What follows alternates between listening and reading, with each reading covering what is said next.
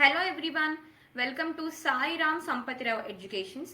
మన new series hot 25లో భాగంగా మనం రెగ్యులర్గా ఎథిక్స్ ఆన్సర్ రైటింగ్ డిస్కస్ చేసుకుంటున్నాము, which is relevant for APPSC group 1 aspirants. ముందుగా మనం క్వశ్చన్ చూద్దాము. Explain difference between ethics in private and public relationships and discuss the importance of each, providing appropriate examples. So మనకి question చాలా straight and direct ఫార్మాట్లో ఉంది, which is easy to understand. కాబట్టి ఇలాంటి questions దగ్గర మనం ఎక్కువ మార్క్స్ తెచ్చుకోవడానికి ట్రై చేయాలి. పర్టికులర్లీ ఈ క్వశ్చన్కి స్ట్రక్చర్ చాలా ఇంపార్టెంట్. ఆల్సో క్వశ్చన్లో మనకి ఏం అడుగుతున్నారు అంటే the basic difference between private and public ethics with respect to private and professional relationships అన్నమాట. ఆల్సో ఇంపార్టెన్స్ ఆఫ్ ఈచ్ కూడా మనకి అడ్రస్ చేయమని అడిగారు. ముందుగా మనము ఇంట్రొడక్షన్ గురించి డిస్కస్ చేసుకొని ఆ తర్వాత స్ట్రక్చర్ మీద ఫోకస్ చేద్దాము. సో బేసికల్లీ ఇలాంటి స్ట్రైట్ ఫార్వర్డ్ క్వశ్చన్స్ అడ్రస్ చేయడానికి 2 వేస్ ఉంటాయి. Where we define ethical difference between private and public relations, which is easy, also somewhat common. So what can be the other approach? మనం define చేయడంతో పాటు ఒక real life example ఇస్తాం. ఈ 2 ఎగ్జాంపుల్స్ని, 2 స్ట్రక్చర్స్ని ఎలాంటి సందర్భాల్లో యూజ్ చేసుకోవాలి? మనకి ఎప్పుడైతే టైం తక్కువ ఉందో అప్పుడు మనం ఈజీగా ఉండే అప్రోచ్ ఎంచుకోవాలి. అలాగే మనం కొంచెం టైం ఎక్కువ ఉంది and somehow we have to stand out unique from fellow aspirants అంటే మనం ఈ అప్రోచ్ యూజ్ చేసుకోవాలి. ఎందుకంటే ఇక్కడ మనము ఒక ఎగ్జాంపుల్ కూడా ఇస్తున్నాం కనుక. ఆల్సో మనం సింపుల్గా ప్రైవేట్ అండ్ పబ్లిక్ ఎథిక్స్ని డిఫరెన్షియేట్ చేయాలి అంటే private ethics is more bounded to personal life అనమాట. అంటే పర్సనల్ మోరల్ వాల్యూస్ ఎలా ఉన్నాయి, పర్సనల్ ఎథిక్స్ ఎలా ఉన్నాయి, వాల్యూ సిస్టమ్ ఎలా ఉంది. వెరాస్ పబ్లిక్ ఎథిక్స్ అంటే despite own opinions, own moral values, where they are adhering to standards of external organization అన్నమాట. ఆ external organization can be workplace, అలాగే సొసైటీ కూడా.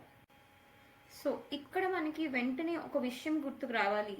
Under the context of Indian society where public ethics అంటే ఈ విషయంలో society ఒక పర్సన్ని ఎలా షేప్ చేస్తుంది అని. What are the elements of society? We have state, we have family, అలానే మనకి రిలీజియన్ ఉంది, అలానే కల్చర్ కూడా. సో ఇవన్నీ ఎలిమెంట్స్ ఆఫ్ సొసైటీ ఒక ఇండివిజువల్ని ఎలా షేప్ చేస్తున్నాయి, ఇండివిజువల్ ఎథిక్స్ని ఎలా షేప్ చేస్తుంది అని మనం లింక్ చేసుకోవడానికి ట్రై చేయాలన్నమాట. ఎందుకంటే అప్పుడే మనకి డిఫరెంట్ టైప్ ఆఫ్ సబ్జెక్ట్స్ని ప్రెజెంట్ ఆన్సర్ రైటింగ్లో ఎలా ఇంక్లూడ్ చేయాలి అనేది తెలుస్తుంది అనమాట. అలాగే మనకి మిగతా ఇతర సబ్జెక్ట్స్ కూడా రివిజన్ అయినట్టుగా ఉంటుంది. ఓకే, అలానే ఈ ఎక్స్ప్లెనేషన్కి ఆధారంగా, ఈ డిఫరెన్షియేషన్కి ఆధారంగా మనం ఒక రియల్ లైఫ్ ఎగ్జాంపుల్ కన్సిడర్ చేద్దాము. So here we have example of Boris Johnson's partygate scandal అనమాట.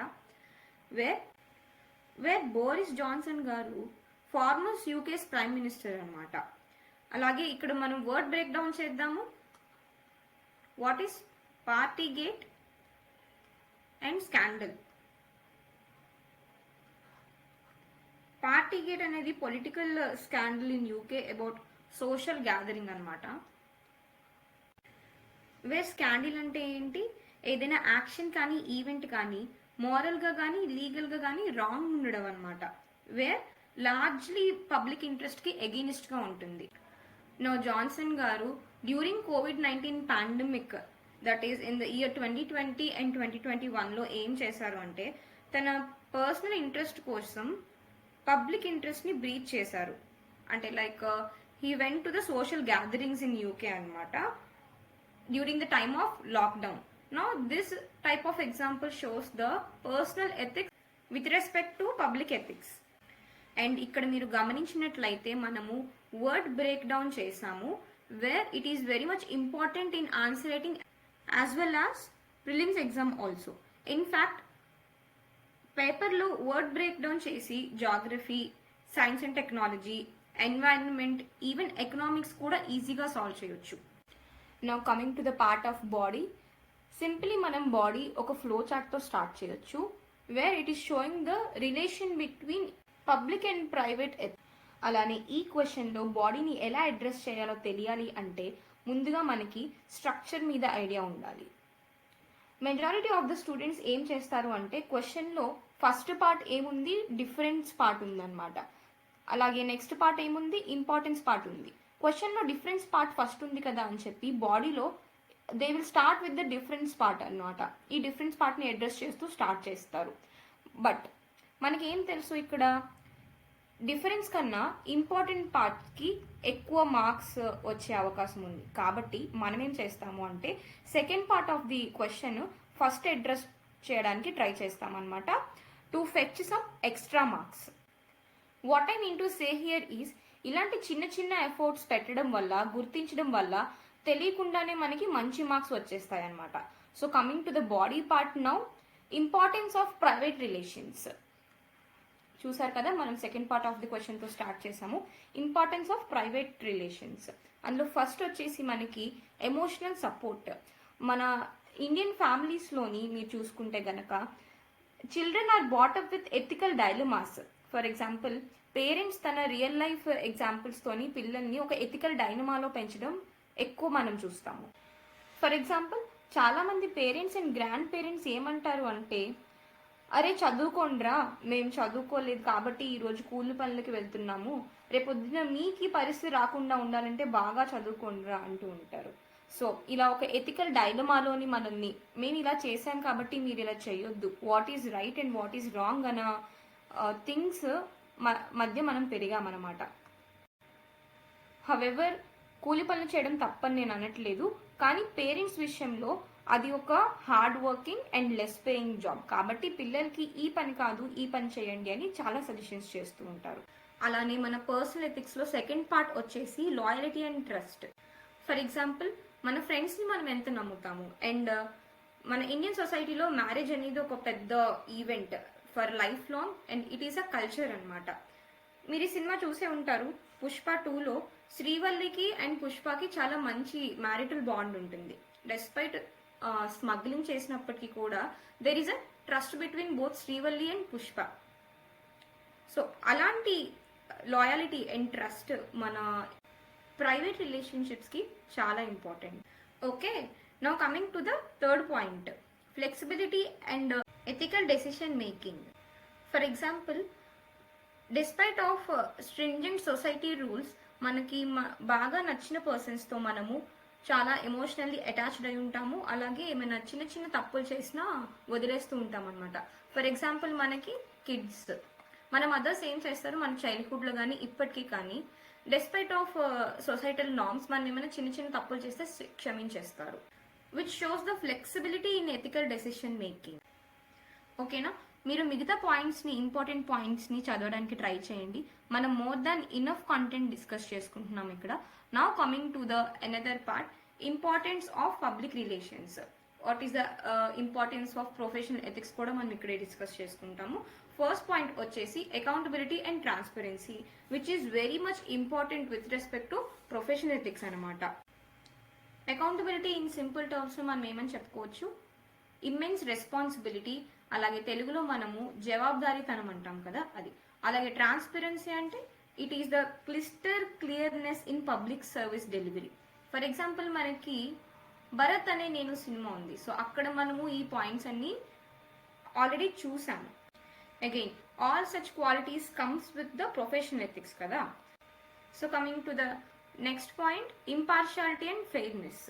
ఇంపార్షియాలిటీ అంటే మనకి సింపుల్గా నిష్పక్షపాతంగా, అంటే divide of personal biases and gains. దీనికి సౌండ్ ఎగ్జాంపుల్ ఏంటి అంటే జస్టిస్ ఏకే సిక్రీ కేసు. ఇది 2019 టైంలో జరిగింది, if I'm not wrong.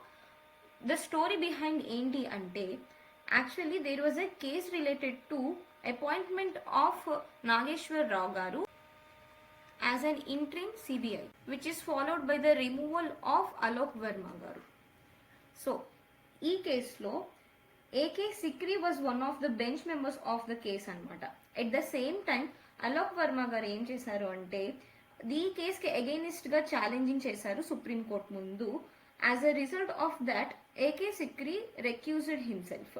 So ఇక్కడ రెక్యూజ్ కి మీనింగ్ ఏంటి, రెక్యూజల్ కి మీనింగ్ ఏంటి అంటే సింప్లీ చెప్పాలి అంటే it is the act of judges being disqualified themselves because of conflict of interest అనమాట. అంటే కాన్ఫ్లిక్ట్ ఆఫ్ ఇంట్రెస్ట్ రైజ్ అయ్యే సిచ్యువేషన్స్ లో వాళ్ళుగా ఆ బెంచెస్ నుంచి పక్కకు తప్పుకుంటారు. ఎందుకంటే ఇక్కడ చూసుకుంటే అపాయింట్మెంట్ ఆఫ్ నాగేశ్వరరావు గారు బెంచ్ లోని ఏకే సిక్రీ గారు ఉన్నారు. అలాగే అలాంటి సిచ్యువేషన్ లోని అలోక్ గారు ఫైల్ చేసిన జడ్జిమెంట్ కి ఫేవర్ గా కానీ అగెయినిస్ట్ కానీ సర్వీస్ డెలివరీ చేయలేరు కదా, అంటే ఆ బెంచ్ లో ఉండలేరు కదా. ఇక్కడ కాన్ఫ్లిక్ట్ ఆఫ్ ఇంట్రెస్ట్ అనే సిచ్యువేషన్ ఎరేజ్ అవుతుంది.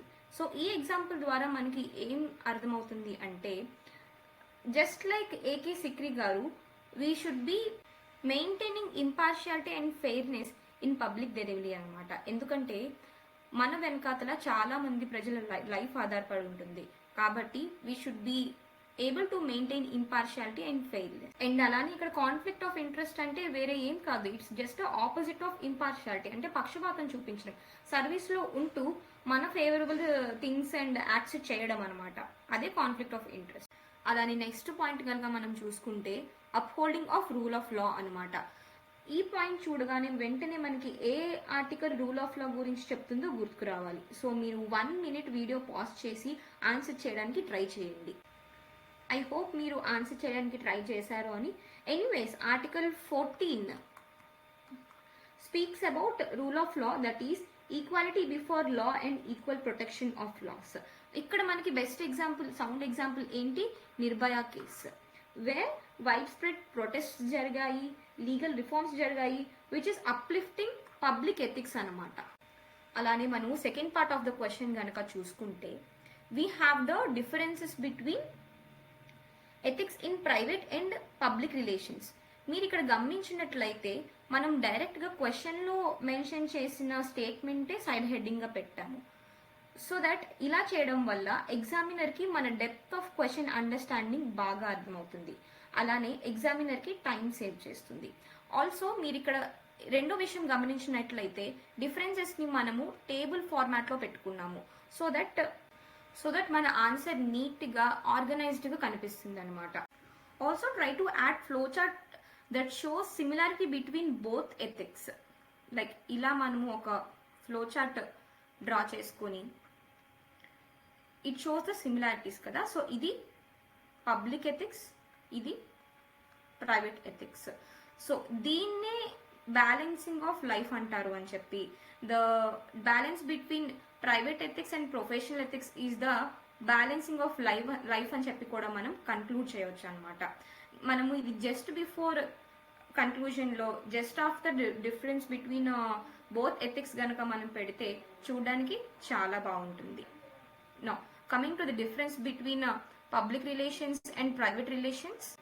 పబ్లిక్ రిలేషన్స్ అనేవి మనకి విజిబుల్గా ఉంటాయి. ఎగ్జాంపుల్స్ ఏంటి అని అంటే మనకి వర్క్ ప్లేసెస్ కావచ్చు, పొలిటీషియన్స్ కావచ్చు, ఎట్సెట్రా అండ్ ఎట్సెట్రా. అలాగే ప్రైవేట్ రిలేషన్స్ మనకి ప్రైవేట్ స్పేసెస్లో అక్కర్ అవుతాయి. ఎగ్జాంపుల్ ఏంటి అంటే మనకి family, close friends and partners. అలానే నెక్స్ట్ వచ్చేసి emphasises on roles, tasks and achieving common goals with respect to public relations. అలానే మనము ప్రైవేట్ రిలేషన్స్లో చూసుకుంటే focus on emotional connections, mutual support and trust. ఇక్కడ మనకి ఎగ్జాంపుల్ మనం మ్యారేజ్ అని మాట్లాడుకున్నాం ఇక్కడ. So next driven by external factors with respect to public relations. ఆ ఎక్స్టర్నల్ ఫ్యాక్టర్స్ ఏంటి అని మనం మాట్లాడుకున్నాము, సొసైటీ కావచ్చు, జాబ్ రోల్స్ కావచ్చు, అలాగే పబ్లిక్ ఒపీనియన్ కూడా కావచ్చు. Now coming to private relations, evolves naturally through personal growth and shared experiences. Example ఇక్కడ మనకి కల్చర్ కావచ్చు. Now mostly voluntary but driven by professional obligations. ఇదే కదా మనకి ప్రొఫెషనల్ ఎథిక్స్ అని మనం మాట్లాడుకున్నాము. ఆల్సో ఇక్కడ చూసుకుంటే మనము can be voluntarily or involuntarily influenced కావచ్చు. That can be family and friends. Now public రిలేషన్స్లో అకౌంటబిలిటీ మ్యాటర్లో చూసుకుంటే held accountable to a wider audience like media, public opinions, etc. and etc. అదే ప్రైవేట్ రిలేషన్స్ లో మనం కనుక చూసుకుంటే accountability is personal based on trust and mutual respect. So ఇలానే మీరు కూడా ఎగ్జామ్లో ఇంతే నీట్గా డిఫరెన్షియేట్ చేసి టేబుల్ ఫార్మాట్లో రిప్రజెంట్ చేస్తారు సో దట్ మీకు ఎక్స్ట్రా మార్క్స్ వస్తాయి from the following structure itself. No ఇప్పుడు మనం కంక్లూజన్ విషయానికి వస్తే మనకి దీంట్లో కూడా 2 టైప్స్లో కన్క్లూడ్ చేయొచ్చు ఈ ఆన్సర్ని. First thing is first highlighting the ethical leadership for good governance. Also we can give the balance between both private and public ethics. అలానే ఈ రెండింటితో పాటు మనకి ఇంకొక వే కూడా ఉంది, ఏంటంటే ఇప్పుడు రాసిన 2 ఆస్పెక్ట్స్ సేమ్ కన్క్లూజన్లో రాయడం, which will act as a eye catcher for an examiner అన్నమాట. Just as we have given over here, like public and private ethics with respect to leadership and government తో లింక్ చేసి మనం రాసాము. Also conflict of interest గురించి కూడా మనము ఇలాంటి terminologies కన్క్లూజన్లో use చేస్తే imagine how good it will look. Also మనము కొన్ని ఇంకా other ethical terminologies like public trust, transparency and integrity, personal morality, ఇలాంటి టర్మినాలజీస్ అన్ని మనం కన్క్లూడ్లో ఇంక్లూడ్ చేస్తే we can definitely fetch some extra marks from the fellow aspirants అన్నమాట. At last మనం ఏం కన్క్లూడ్ చేయొచ్చు అంటే సేఫ్గా మనము ప్రాపర్ ఆన్సర్ స్ట్రక్చర్ గురించి మాట్లాడుకున్నాము. అలాగే extra marks with respect to conclusion కావచ్చు, ఇంట్రడక్షన్ కావచ్చు, ఎలా తెచ్చుకోవాలో మనం తెలుసుకున్నాము. అలాగే ఫేమస్ పర్సనాలిటీని కోట్ చేసాము. ఆల్సో సుప్రీంకోర్ట్ జడ్జ్మెంట్స్ని కానీ సుప్రీంకోర్ట్ కేసెస్ని కానీ మనం కోట్ చేసాము. ఆల్సో లాట్స్ ఆఫ్ ఎగ్జాంపుల్స్ మనం యూజ్ చేసాము అండ్ ఫ్లో చార్ట్ ఇంక్లూడ్ చేసే ప్రయత్నం కూడా మనం చేసామన్నమాట. ఆల్సో ఇంకా ఈ ఆన్సర్లో స్పెషాలిటీ ఏంటి అంటే వర్డ్ బ్రేక్ డౌన్ మనం ఎలా చేయొచ్చు అని కూడా మనం నేర్చుకున్నాము, which will be useful for other subjects as well. No ఇప్పుడు మీరు ఏం చేస్తారు అంటే మీ ఓన్గా మీరు ఆన్సర్ రాయడానికి ట్రై చేస్తారనమాట with the help of provided information. Try to use all the given content and టెలిగ్రామ్లో ఛానల్లో పోస్ట్ చేయడానికి ట్రై చేయండి. I hope you found this video helpful. Stay tuned for more such content and also do prepare for your exams very well. All the very best.